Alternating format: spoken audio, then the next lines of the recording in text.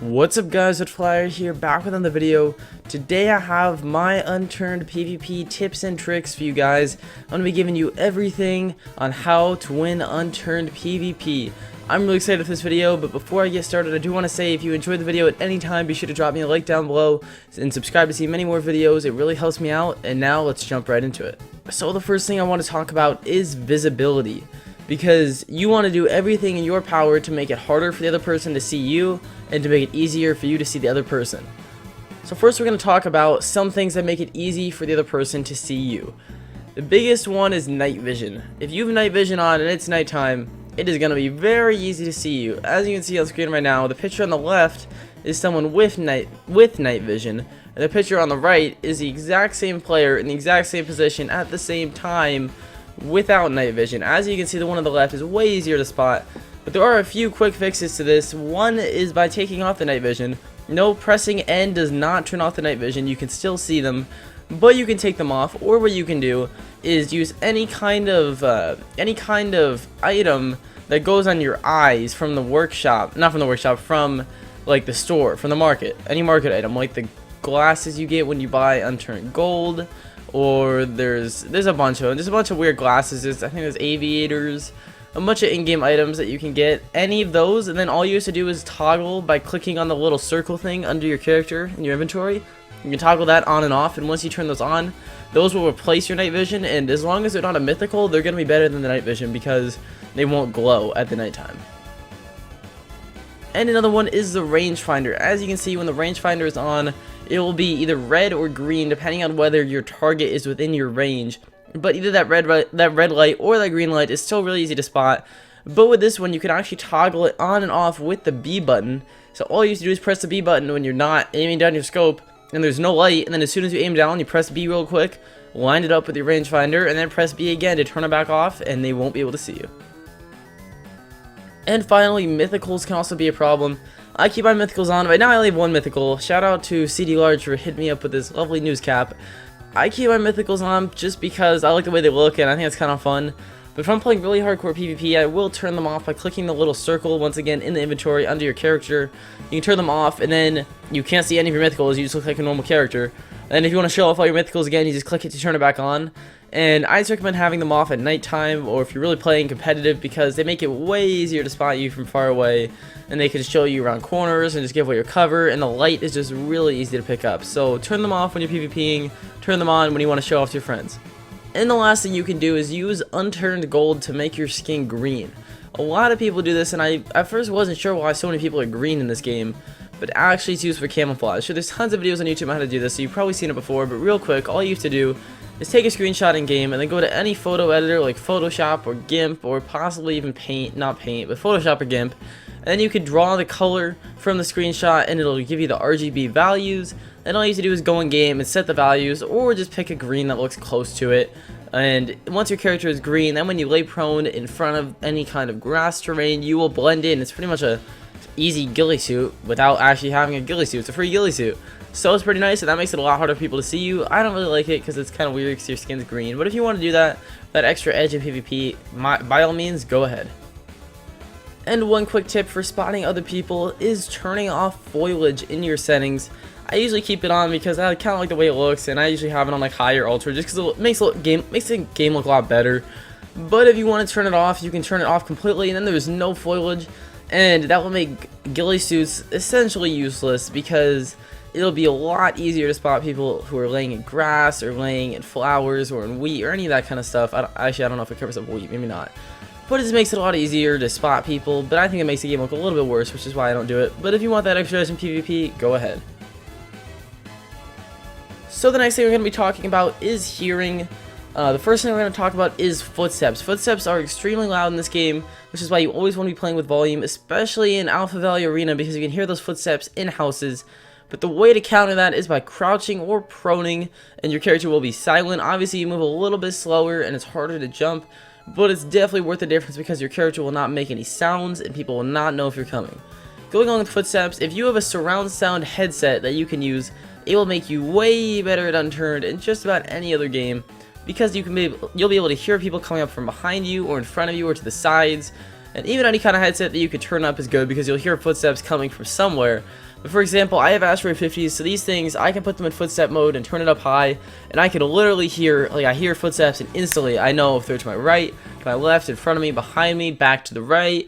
They're amazing. I would recommend these 100%. They're a little pricey for how good they are. You know, it's a little expensive, but if you want to spend the extra buck, I recommend asteroid 50s, but any kind of surround sound headset will work. Turtle Beach, Astro, what's some other ones, Razer, any kind of headset, or just like, oh my god, my voice cracked. Or just like Apple headphones if you really want. You know, as long as they have left and right sides, it's a lot better than using the speakers on your monitor, on your TV, or on your computer. It's just definitely gonna help you out so you can hear people coming up from all sides. And the last thing is gunshots. So gunshots not only attract zombies to your position, which make it a lot harder, but they also attract players, which is why whenever you can on zombies, you always want to be using melee weapons. And even on players, if you have a chance to use a melee weapon, say if they don't have a gun out, you might want to do it. Like, I wouldn't risk it if they have a gun out. They could turn on you, and that's kind of embarrassing. But if they don't even have a gun out, they're not paying attention, or they're AFK, use a melee weapon. It's just going to be way better because you won't be attracting zombies or other players. And also, once again, having a surround sound headset is definitely going to help out. So I hear gunshots to my right side, I instantly get behind cover, go prone behind a tree, and I can know where to get cover from behind where they can't shoot me again. So it definitely helps out. Another thing I want to talk about is being patient. Being patient is really important in Unturned for a lot of reasons. The first one is knowing the right range, because say you have a pistol and you're going up against someone with a sniper, and you see someone way across the other side of the city, and you're like, oh, I gotta kill him right now, and you gotta get a shot, and you take a shot, and then you miss, and then you get sniped in the face. It's typically how it's gonna go. But instead, the person who is patient is gonna slowly move up to their position and try and get behind them or up close with a pistol, where a pistol will easily outmatch a sniper up close, but the sniper will destroy the pistol from far away. Another reason you want to be patient is the amount of ammo that you have. Say you're fighting someone with a maple strike and you have a maple strike, but they have 30 bullets and you have 7. Now, if you try taking shots across the entire map or just running up and spraying, you're probably going to die because you're probably going to run out of bullets. So what you're going to have to do is be patient and wait for them to pass you or sneak up behind them and try and get at least 2 headshots off the bat, so you can get their health down and then maybe get one more bullet in the chest and you should be able to take them out. But you want to be patient and make sure you wait for the right play. And the last thing is damage. This kind of goes to the first thing that I said, but also know the damage. If you have a shotgun, another person has, if the other person has a shotgun and you have like some really weak gun, I don't know, a sport shot or something, or let's go with, what's a weak gun? Let's go with a pistol. You have any kind of pistol and they have a shotgun. Once again, if you go rushing them, it's probably not going to end well for you because the shotgun is going to one-shot you before you can kill them, even if you get the first shot off. What you want to do is sneak up behind them, wait till you can get a headshot, guaranteed, maybe even 2, and then kill up behind them, and you're already ahead in the gunfight, and you should get the kill. Another tip I want to give you guys, which is kind of obvious, but I kind of forget, and I think a lot of people forget about this, is aiming for headshots. Headshots are extremely important in this game. Headshots are more damage with every single gun except for the nail gun. The nail gun actually does more damage in the chest, which is kind of interesting. I don't know why. But every other gun does more damage in the head than it does in the rest of the body, which is why if you're coming up behind someone or you are the first shot or they don't know where you are, always go for the headshot first. Wait till you have a headshot because it's going to give you a huge advantage. Almost guaranteed you're going to win the gunfight because they're going to be very hurt depending on your gun, or it can even kill them. Kind of going along with this tip is you should always be wearing helmets and vests when possible. Helmets will make it so you can take 1 bullet to the head with any gun, I believe, except maybe the Shadow Stalker. I'm not sure about that. But any other vanilla gun, I think you should be able to take a bullet to the head with a helmet, and it will destroy your helmet, but you will not die, and you'll be very hurt, but once again, you will not die. Same thing with vests, they will also eat bullets in your chest for you. They don't completely eat, but they reduce the damage that you're going to take by a lot, which can definitely make a big difference in gunfights where they're going to be very close, or you're going to have snipers on you who could one-shot you. It's really going to help you out, so whenever you have the chance, always wear the helmets and the vests. I mean, there's no harm in not wearing them, so always be sure to wear them. My next tip kind of goes along with being patient, and this is controlling your recoil, and if you have a full auto gun, or shooting a semi, or tap firing. And I mentioned this just about every shooter. I know I used to mention this back in my Call of Duty tips and tricks. I mentioned this in CSGO. I mentioned this in DayZ. Tap firing is really important in any shooter game, because if you have a maple strike and someone's way across the other side of Seattle and you try sniping them by just holding down your trigger and spraying, you are never going to hit a bullet. But if you actually aim on them and take a shot, maybe tap a few shots, then you're actually going to have a lot better accuracy. You're going to be able to you're gonna be able to control the recoil a lot better. It's the same thing with, say, a Dragon Fang. Even if you're up close on someone, if you just spray that Dragon Fang, you are never gonna get the kill because the recoil is just so high. What you want to do is kind of tap it and spray it and tap it and spray it. You got to get in a good rhythm kind of tapping and spraying. There's really no guns besides like the nail gun where you really want to be holding it down. Actually, I think the nail gun's semi-auto. That's awkward. I can't think of any auto guns that you want to be holding it down.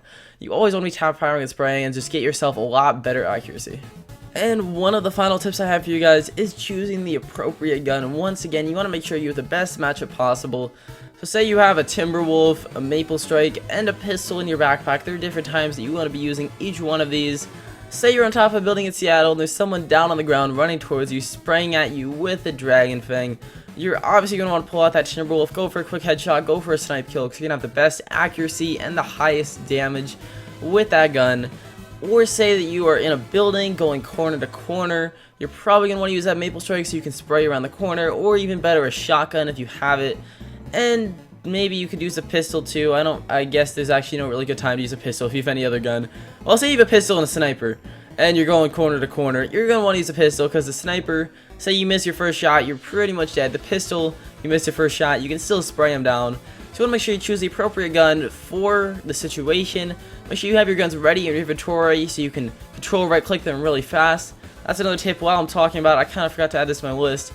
But know the hotkeys by control right clicking. It means it'll put a gun in your inventory or any item in your inventory, and not in your inventory, in your hands really fast, which is really important. Control right click or control left click is how you drop and pick up items. You control left click it to pick it up, not in your hand though, unless if there's nothing in your hand before, or you control left click it in your inventory to drop it. And the final tip I have for you guys, which kind of goes along with the hotkeys from before, is set medical hotkeys. So all you have to do is take any item, take your medkits or your band-aids or anything. This works with any item, but I do it for the medical items. You right click it, then you press any button from 3 to 9, I believe, on your keyboard. Maybe it's 3 to 7. Obviously not 1 and 2, because those are your weapon slots. But any other slot, and then it'll set a hotkey where all you have to do is press that key to get it out rather than going in your inventory. So what you can do, I always do this in Arena every time I get in a game. I right click, then I press 3 on my medkits or on my bandages. Let's say you're in a gunfight, you're running away, you can press 3 and keep running rather than standing still to pull out your band-aid. And you can bandage yourself and stop bleeding, and then you turn around and you absolutely wreck the guy and you win the game. All because of those medical hotkeys. They're really important, my friends. Trust me. Well, that is going to be it for this video. I hope you guys did enjoy it, and I hope it makes you a better PvPer in Unturned. I try and practice these things every time I play, and it makes me way better. I hope it really helps you guys out too. Let me know in the comments down below if it does help you out, or any other tips that you guys have. Maybe I'll do another follow-up video like I did for things to add to Unturned. I really enjoy doing that. Maybe I'll do another one if I get enough tips below. But definitely let me know, and also I hope you guys did enjoy this video. If you did, be sure to drop me a like down below. It really helps me out. Be sure to subscribe to see many more Unturned videos and other games as well. I hope you guys enjoyed, and I will see you in the next one.